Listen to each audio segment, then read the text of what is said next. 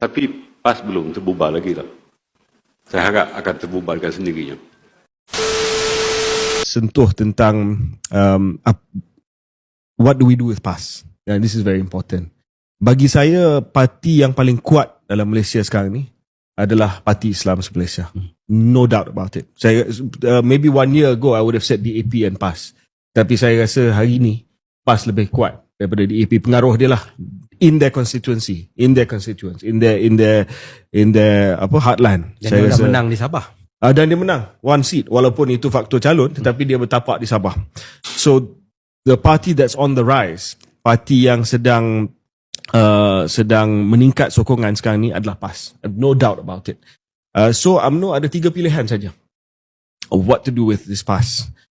Sama ada there's 3 C's. 3 C's is a scenario that confronts the president of UMNO today. Whether you confront PAS, whether you contain PAS, or whether you co-opt PAS. Itu saja. Ada juga kelompok yang menggunakan agama bukan untuk menyatukan ummah, tetapi untuk mengukuhkan sokongan politik, membina sentimen ketaksuban dan menajamkan perbezaan. Inilah kegusaran kita pada hari ini. Apabila agama dijadikan alat mobilisasi emosi, bukan neraca hikmah. Apabila almarhum Tan Sri Nik Aziz menyebutkan, UMNO jika satu ketika nanti meletakkan asas Islam dalam perlembagaannya, dalam perlembagaan UMNO, maka PAS akan dibubarkan. Saya anggap itu sebagai wasiat. Apabila saya mengambil alih kepimpinan UMNO, itu perkara pertama yang saya lakukan. Meletakkan perlembagaan UMNO dalam perlembagaan UMNO tentang soal Islam. Tapi pasal 3. Tapi PAS belum terbubar lagi lah. Saya harap akan terbubarkan sendirinya. Dalam kajian perpaduan, kita boleh bawa perjuangkan orang Melayu Islam dalam kajian perpaduan, dia kata. Ini argument dia tak logik. Sebab dalam kajian perpaduan itu, yang paling dominan siapa tuan-tuan? DAP. Macam mana awak budak kecil je dalam tu? Macam mana nak lawan abang besar dia, DAP dalam tu, betul tak? DAP yang berkuasa. Sebab itu kita tengok, bila bawa isu URA, AMDAP senyap. Bila bawa isu UEC, AMDAP pun senyap. Bila bawa isu ini, semua dia senyap. So awak cakap aja, tapi awak tak berani pun nak lawan. Bila Ketua Pemuda UMNO bawa isu penyatuan Melayu, Muafakat Nasional, yang sound dia siapa tuan-tuan? DAP. DAP pula kata suruh dia letak jawatan di Melaka sebagai EXCO. Sebab dia kata kajian negeri Melaka tu kajian perpaduan.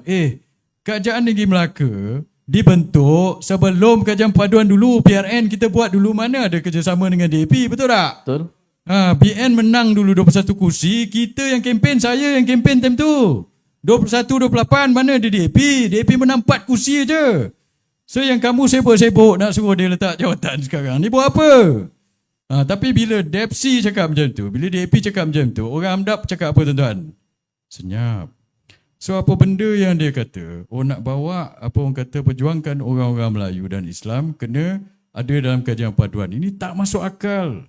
Awak jadi orang jadi darjat yang paling bawah kat situ. Macam mana awak nak menyuarakan begitu? Sebab itu bila dia dalam macam itu, dia nak menyedap hati dia saja cakap. Masuk dalam itu nak memperjuangkan ini. Sebab benda ini, analogi ni macam ni lah. Ingat dulu tahun berapa, 60-an, tuan-tuan ingat kita lawan komunis Tok nenek kita dulu lawan komunis. Kita lawan komunis ini betul-betul. Ada ke orang cakap kita nak lawan komunis kena masuk komunis? Ada ke tuan-tuan? Tak logik itu. Macam mana pula awak nak lawan komunis, awak masuk komunis? Ini analogi tahun dululah. So sekarang kalau kita nak lawan DAP, kita tak boleh join DAP. Lawan DAP, lawan betul-betul lah. Lawan keluar lah, betul. Macam kita ni. Dulu kita dah pernah ada pengalaman, tuan-tuan ada pengalaman bekerjasama dengan DAP. Tuan-tuan kita pun dah serik, betul tak? Serik kita keluar. Bila kita nasihatkan dia, dia tak serik-serik, tuan-tuan. Itu pasal saya cakap. So last minute nanti tak boleh. Sebab apa? Risikonya apa? Risikonya kalau keadaan ini berterusan, mereka akan bersama dekat situ. Bawa akal umbi mereka menyokong AMDAP, menyokong DAP ni. Dasar kerajaan hari ini ditentukan oleh DAP. Satu. Itu yang kita dapat macam-macam cerita tu. URA lah, UAC lah, benda ni semua. Yang kedua, duit kita dibelanjakan ke arah siapa, tuan-tuan? Siapa yang berkuasa dalam kerajaan, dialah yang menentukan sumber itu pergi mana. Dia menentukan sumber itu pergi mana. So sebab itu selagi mereka ini memberi kuasa kepada DAP dan memperkasakan DAP, mereka ini mengkhianati perjuangan tok nenek kita dululah. Itu yang saya nak cakap. Dan masalahnya pemimpin-pemimpin dalam AMDAP ini di atas. Akal umbi semua dah tahu dah benda ini. Akal umbi dah tahu benda ini. Asas politik dalam Islam ialah la ilaha illallah. Itu asas politik. Mana-mana orang mengucap dia syahadat, dia yakin bahawa tidak ada yang berkuasa, yang maha gagah, yang maha handal, yang maha bijak daripada Allah. Jadi itu asas politik dalam Islam. Jadi orang yang mengucap dia dua kalimah syahadat dan dia faham tu, mau tak mau dia terpaksa mengaku bahawa politik Islam yang betul. Parti nak buat nama Masyumi ke, nak buat nama Ikhwan ke, buat nama apa, bubuh gilah, tapi asas di perjuangannya ialah Islam. Kerana Islam ni agama, bukan satu izam politik, itu agama. Politik Islam juga mempunyai matlamat yang jelas. Politik Islam adalah pentadbiran yang menuju pada keridaan Allah Subhanahu Wa Taala. Itu di politik Islam. Baik pun kita berceramah, baik pun kita berkahwin, baik pun kita bercerai, baik pun kita mani muka, baik pun kita masam muka, baik pun kita berperang, bertetok, bunuh sekalipun, asalkan saluran itu menuju pada sabilullah, menuju pada keridaan Allah, arti kita sedang berpolitik cara Islam. Kaya sekalipun, kalau Tuhan marah, semayang sampai hitam dari kalau Tuhan marah, itu bukan politik Islam. Kita buat masjid besar, ada mistika Islam. Kita buat masjid, kita kerah orang supaya datang ke masjid. Beri peluang pada orang berdakwah, beri peluang pada orang tazkirah, beri peluang pada kempen orang datang ke masjid. Itu politik Islam. Tapi kita buat masjid, kita kunci pintu. Hari semayang tingkat atuk belang imam saja sudah terkunci pintu. Ini bukan Islam. Abdullah bin Ubaidah buat dah masjid zaman Nabi. Dan Nabi kita bakar. Lama walladzina takhudhu masjidan diraran. Di bawah ayat tu bukalah tafsir mana sekalipun menerangkan bahawa orang zaman Nabi itu dah bersaing dah dengan Nabi dengan buat masjid.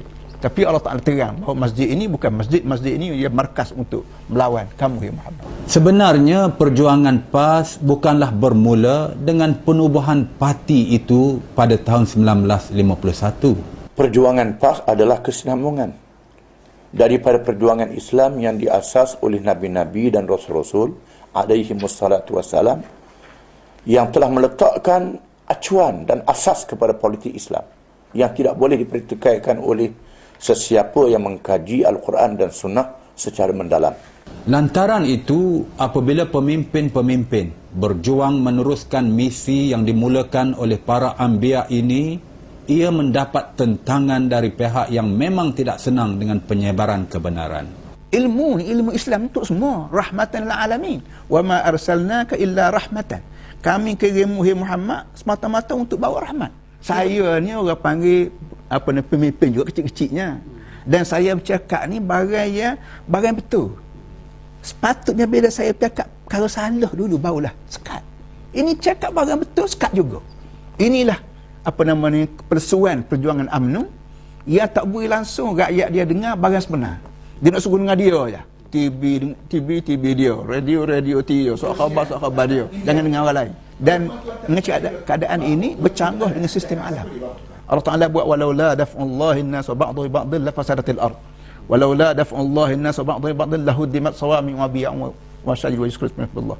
Maknanya Allah Ta'ala kata kalau tidak ada persaingan, tidak ada tolak menolak, jahanam dunia. Ini UMNO dia seorang, tak mahu ada saingan. Dia tak mahu saingan macam Amerika sekarang. Bila Rusia tak ada, kuasa lain tak ada, maka Amerika bermahrajalela.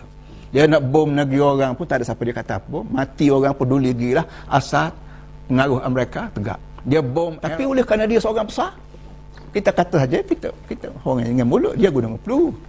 Tapi kita mesti lawan sekadar mana termampu oleh kita. Kita ada lidah, kita bercakap. Kita ada pena, kita tulis. Dia nak terima tak terima, tapi rakyat terima. Sebab tu dalam banyak-banyak doa Tuhan ajar, Rabbana ftah bainana wa baina qaumina bil haqq. Wahai Tuhan, bukalah pintu hati kami dan pintu hati kaum bangsa kami. Mana kalau Presiden Amerika nak sekat, dia sekat, tapi kita boleh buka melalui lidah kita. Kita guna internet, kita guna itu, kita gini. Apa? Maknanya Tok Tugu nampak bahawa kejayaan tu akan dicapai juga oleh Islam. Tetap akan dicapai. Kerana hujah sayanya ialah kerana UMNO sekat. Kalau benda ni benda tidak ada kejayaan, UMNO tak sekat tak apa, orang tak nak sendiri. Kalau UMNO tak sekat pun, orang tak nak sendiri. Tapi bila UMNO sekat, tandanya pasnya orang nak. Sebab tu dia sekat. Mereka yang menyokong, mengundi PAS, insya-Allah akan mendapat pahala. Sebab menolong, membantu, menegakkan yang ma'ruf. Ad-dalu 'alal khair kafa'ili. Nabi kata orang yang menunjuk pada satu kebaikan, pahalanya macam orang yang membuat kebaikan itu. Kalau kerajaan kita telah dapat lepaskan rakyat Kelantan daripada amalan riba dan terjebak dengan cengkaman riba kerana rakyat Kelantan mengundi PAS, menolong PAS, PAS membuat kebaikan, pimpinan membuat kebaikan, pimpinan kerajaan membuat kebaikan, orang yang membantu atas kebaikan juga dikira sama seperti orang yang membuat kebaikan. Sebab kita berjuang dalam PAS, kalau kita tak dapat pahala kerana kita berjuang dalam PAS, berapa kita nak berjuang? Membuang masa kita, umur kita, tenaga kita, pikiran kita, kadang-kadang wang ringgit. Kalau kita mengharapkan pahala, selain mengharapkan kemenangan, sama ada kita mendapat kebaikan di dunia, kita menang, di akhirat kita dapat pahala. Ataupun kita mendapat satu atau dua kebaikan. Kalau kita tidak menang di dunia, kita dapat pahala di akhirat. Dengan syarat didasarkan pada keimanan kita dan keredaan kita. Dan